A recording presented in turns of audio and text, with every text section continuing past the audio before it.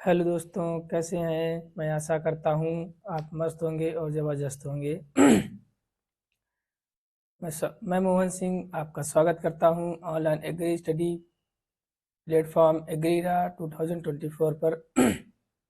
आज इस पोस्टर में देख रहे होंगे कि हमारा आज टॉपिक है एग्रीकल्चर के कुछ महत्वपूर्ण प्रश्न जो यूपी के टेट में बार बार पूछे जाते हैं और पूछे जाते भी रहेंगे। तो हमने इस ध्यान में रखते हुए इस सीरीज को स्टार्ट किया है कि अगले मंथ जून में हमारा यूपी का टेट 2024 का एग्ज़ाम है। तो बहुत महत्वपूर्ण क्वेश्चन ढूंढ ढूंढ के लाए हैं और हमारा टारगेट है 500 से प्लस अधिक महत्वपूर्ण क्वेश्चन। तो ये हमारी एक पहली क्लास है जिसमें हमने लगभग 15 से 20 क्वेश्चन इंक्लूड किए हैं यूपी का टेट के एग्ज़ाम को देखते हुए। और हम इसी प्रकार के अच्छे अच्छे प्रश्न ढूंढ के लाते रहेंगे जो हमारी यूपी का टेट में पूछे जाएंगे। और इन क्वेश्चन को पढ़िए और आराम से ध्यान दे के पढ़िए, क्वेश्चन में बहुत इंपॉर्टेंट क्वेश्चन है। वीडियो में शुरू करने से पहले हम आपसे कहेंगे एक बार फिर से कि आप हमारे चैनल को सब्सक्राइब कीजिए, शेयर कीजिए, लाइक कीजिए और कमेंट कीजिए। और कोई भी डाउट होता है आप यूट्यूब के कमेंट सेक्शन में कमेंट करें या फिर हमारे दिए गए कॉन्टैक्ट नंबर पर कॉन्टैक्ट करें, हम आपका रिप्लाई ज़रूर देंगे। तो चलिए आज का हम सेशन स्टार्ट करते हैं। जो आज का हमारा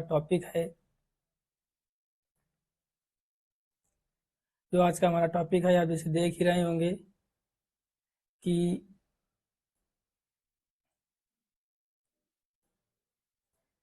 एग्रीकल्चर में महत्वपूर्ण क्वेश्चन। आज का हमारा टॉपिक है एग्रीकल्चर के कुछ महत्वपूर्ण क्वेश्चन। जो हमारी पहली क्लास है हम इसी सीरीज को पार्ट करके स्टार्ट रखेंगे। तो चलिए स्टार्ट करते हैं। जैसा कि हमारे पहला क्वेश्चन आता है, सिंचाई की टपक विधि कहाँ से विकसित हुई। टपक विधि का इंग्लिश में कहें तो इस ड्रिप इरिगेशन। ड्रिप इरिगेशन कहाँ से विकसित किया गया। तो अगर ड्रिप इरिगेशन टपक सिंचाई जिसे बूंद बूंद सिंचाई भी कहते हैं, इसका विकास कहाँ से हुआ, इसका इनोवेशन कहाँ से हुआ था। तो इसका इनोवेशन कहाँ से हुआ, यूएसए, चाइना, फिर से चाइना या इजराइल। तो इसका आंसर डी आंसर बिल्कुल राइट आंसर होगा। तो इसका आंसर कौन सा राइट होगा, डी, इजराइल। इजराइल से टपक सिंचाई कहाँ से विकसित हुई, इजराइल से, जिसे ड्रिप इरिगेशन कहते हैं या बूंद बूंद सिंचाई कहते हैं। तो बढ़ते हैं अगले क्वेश्चन की ओर। अगला क्वेश्चन है हमारा, ड्रिप इरिगेशन के जनक कौन है। जो टपक सिंचाई है इसके पिता कौन है, इसे किसने खोजा था, इस विधि को किसने बनाया था। तो कौन, क्या एम एस स्वामीनाथन या फिर एनी बोरलॉग या साइमंस ब्लॉस या ई.जी. बटलर। तो कौन हो सकते हैं, आप लोग गेस करिए और हमारे कमेंट सेक्शन में जरूर बताएं। तो इसका चलिए हम आंसर बताते हैं। इसके जो पिता हैं टपक सिंचाई को कौन है, ड्रिप इरिगेशन के पिता कौन है, साइमंस ब्लास। साइमंस ब्लास, ये बहुत इंपॉर्टेंट क्वेश्चन है, आप इस तरह के याद रखिए। तो इसके पिता कौन है, साइमंस ब्लास हैं। चलिए बढ़ते हैं हम अगले क्वेश्चन की ओर। हमारा अगला क्वेश्चन है कि वाइन की राजधानी या भारत का अंगूरों का शहर किसे कहते हैं। वाइन राजधानी या भारत में अंगूरों का शहर किसे कहते हैं, दिल्ली या फिर कोलकाता या फिर मुंबई या नासिक महाराष्ट्र। तो आप बताइए। तो इसका हम चलिए आंसर बताते हैं। तो इसका राइट आंसर है नासिक महाराष्ट्र। तो इसका क्या है, वाइन की राजधानी या अंगूरों का शहर किसे कहते हैं, नासिक महाराष्ट्र को। किसे कहते हैं, नासिक महाराष्ट्र को। तो इसका right answer D option right answer होगा। तो अगला अगला बढ़ते हैं अगले क्वेश्चन की ओर। आम की बिना गुठली वाली प्रजाति, सीडलेस वैरायटी। आम की सीडलेस वैरायटी कौन सी है, क्या अल्फांसो, क्या सिंधु, हापुस या रत्ना। तो इसका राइट आंसर कौन सा होगा, बी, सिंधु। ये आम की सीडलेस वैरायटी है जिसमें बीज नहीं बनते हैं। बहुत इंपॉर्टेंट क्वेश्चन है, बाबा पूछे जाते हैं, इसको याद रखिए। तो क्या हुआ, आम की सीडलेस वैरायटी कौन सी हुई, सिंधु हुई।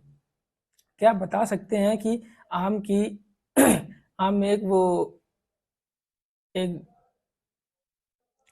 आम में एक डिसऑर्डर पाया जाता है जो एकांतरण फलन। एकांतरण फलन आप लोग समझते ही होंगे। तो आप हमें कमेंट में जरूर बताइए कि एकांतरण फलन वाली वैरायटी कौन सी है, आम की ऐसी कौन सी प्रजाति है जिसमें अल्टरनेट बियरिंग होती है, एकांतरण फलन होता है। चलिए अगला क्वेश्चन पर बढ़ते हैं, 5वां नंबर क्वेश्चन पे, कि मूली की बैगनी रंग की किस्म। मूली तो हमने सभी देखी है, अगर हम आपको मूली का वैज्ञानिक नाम पता है, बोटेनिकल नेम पता है तो हमारे कमेंट सेक्शन में बताएं। तो क्वेश्चन क्या है, मूली की बैगनी रंग की किस्म कौन सी है, इसका रंग बैगनी रंग का होता है। तो एक यूनिक क्वेश्चन अपने आप में है, तो ये पूछे जाने के बहुत चांस हैं कि मूली की बैंगनी रंग की किस्म कौन सी है, रश्मि, जौनपुरी, अर्का निशांत या पूसा सगारिका। तो इसका राइट आंसर होगा डी ऑप्शन राइट आंसर होगा।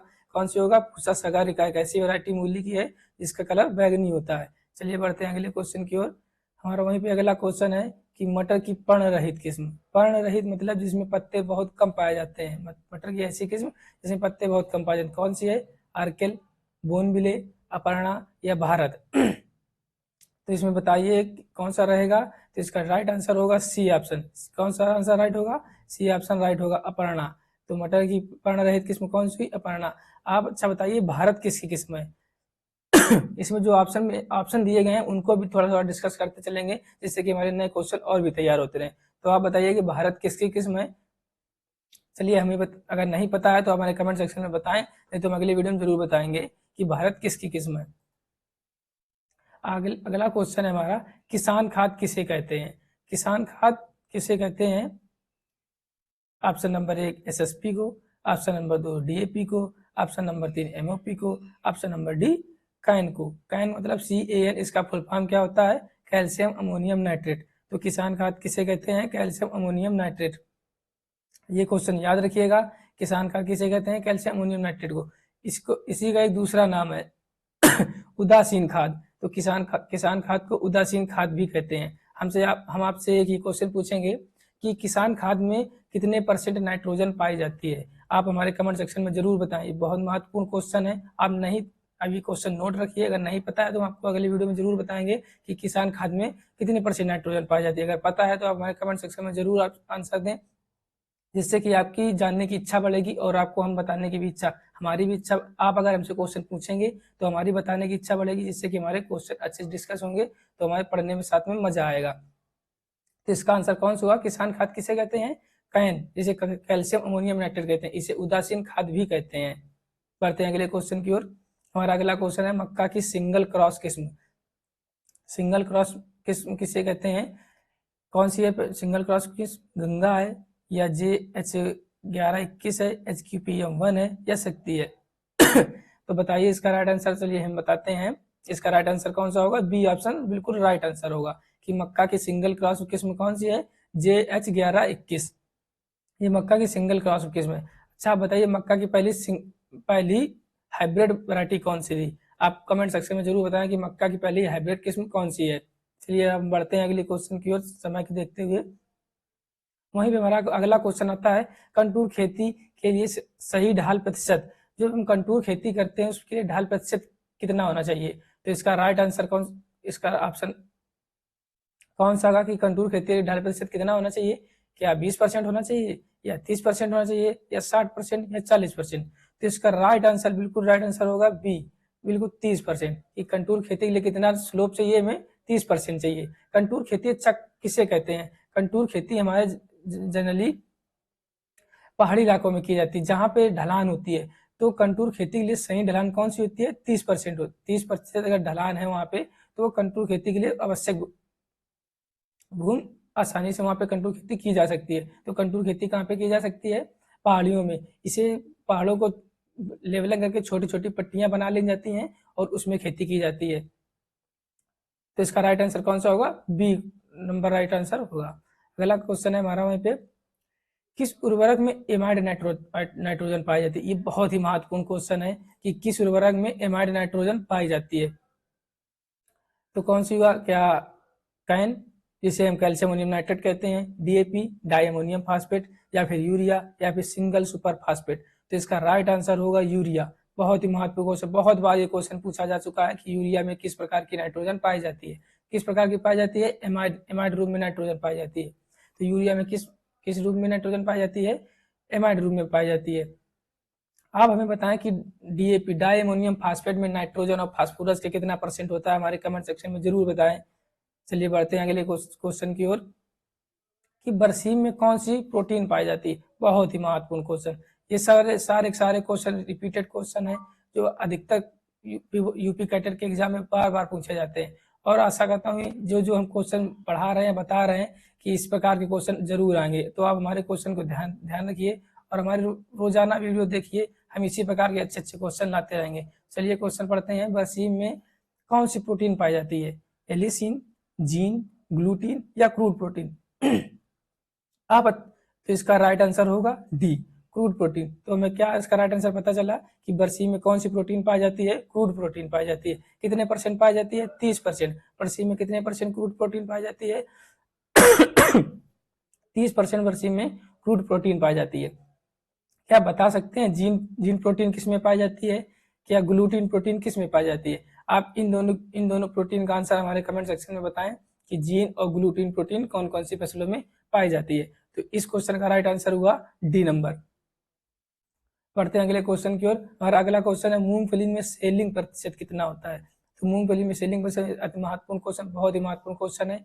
बहुत ही बाहर ही पूछा गया ये क्वेश्चन कि मूंगफली में सेलिंग परसेंटेज कितना होता है? 50%, 40 से 60%, 70 से 72%, 10 से 20%। तो इसका राइट आंसर होगा ऑप्शन नंबर सी, 70 से 72% मूंगफली में सेलिंग प्रतिशत पाया जाता है। चलिए बढ़ते हैं अगले क्वेश्चन की ओर। वहीं पर अगला क्वेश्चन आता है मूंगफली में तेल का प्रतिशत, मूंगफली में कितने परसेंट ऑयल पाया जाता है? तो क्या आप बताएंगे? 50%, 40 से 45%, 70 से 72% और 10 से 20%। तो इसका राइट आंसर है, बिल्कुल राइट आंसर होगा ऑप्शन नंबर बी। मूंगफली में कितने परसेंट तेल पाया जाता है? मूंगफली में कितने परसेंट तेल पाया जाता है? 40 से 45%। चलिए हम बढ़ते हैं अगले क्वेश्चन। क्या आप अच्छा हम यही क्वेश्चन पूछेंगे कि मूंगफली का आप हमें वैज्ञानिक नाम बताएं। मूंगफली का वैज्ञानिक नाम और फैमिली हमारे कमेंट सेक्शन में बताएं। चलिए बढ़ते हैं अगले क्वेश्चन की ओर। चने में उकठा रोग का कारण क्या होता है? कि चने में उकठा रोग का कारण क्या होता है? क्या bacteria? Option number 2 virus, option number C algae, option number D fungus. तो आप जल्दी से बताएं इसका आंसर हमारे कमेंट सेक्शन में कि चने में उकठा रोग का कारण क्या होता है। तो इसका राइट आंसर होगा option number D. Option number D बिल्कुल इसका राइट आंसर होगा, फंगस। इसे कहते हैं हम कवक या फफूंद। फंगस को क्या कहते हैं? फफूंद या कवक। तो इसकी कौन सी स्पीसीज फंगस की होती है? फ्यूजेरियम। फ्यूजेरियम नामक फंगस की स्पीसीज होती है जो चने में उकठा रोग का कारण बनती है। अच्छा, चने में जो उकठा रोग है, उकठा रोग का मुख्य उद्देश्य, उकठा रोग से बचने के लिए हमारा एक प्रैक्टिस की जाती है, चने में एक क्रिया की जाती है। कौन सी की जाती है? तो चलिए बताते हैं। उकठा रोग से बचने के लिए हम चने को लगभग 8 से 10 सेंटीमीटर गहराई में बोते हैं। क्यों क्यों बोते हैं? क्योंकि जो फंगस होता है, जो हमारा भूमि का अंदर टेम्परेचर होगा, वहाँ पे फंगस सर्वाइव नहीं कर पाता है। इसलिए चने की हम बुआई 8 से 10 सेंटीमीटर पर करते हैं, जिससे हमारा उकठा रोग से बचाव हो जाता है। तो इस क्वेश्चन का आंसर कौन सा हुआ कि चने में उकठा रोग का कारण क्या होता है? फंगस। फ्यूजेरियम नामक फंगस होता है जो चने में उकठा रोग का कारण होता है। बढ़ते हैं अगले क्वेश्चन की ओर। हमारा अगला क्वेश्चन है प्रमुख किस फसल की प्रजाति है? ये प्रमुख नाम की एक प्रजाति है, ये किस फसल की प्रजाति है? बहुत ही इंपॉर्टेंट क्वेश्चन है। इसी जो हम इस प्रकार की वैरायटियां या उनका कोई अलग से नाम होता है या कोई स्पेसिफिक कैरेक्टर होता है, तो इसी प्रकार की वैरायटियां हर फसल से पूछी जाती हैं।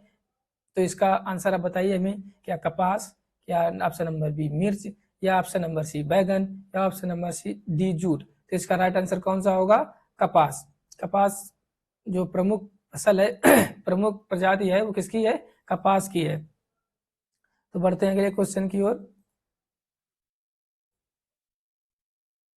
तो थैंक यू। इतने ही हमारे कुछ ये लगभग 15 क्वेश्चन थे जो बहुत ही महत्वपूर्ण क्वेश्चन है। और इस अगर हमारी वीडियो आपको अच्छी लगी हो, ये इन्फॉर्मेटिव वीडियो अच्छी लगी हो, तो आप हमारे सेशन को लाइक कीजिए, कमेंट कीजिए और शेयर कीजिए। हमारी ये सीरीज क्वेश्चन की लगभग 500 प्लस सीरीज पर डे आपको मिलती रहेगी।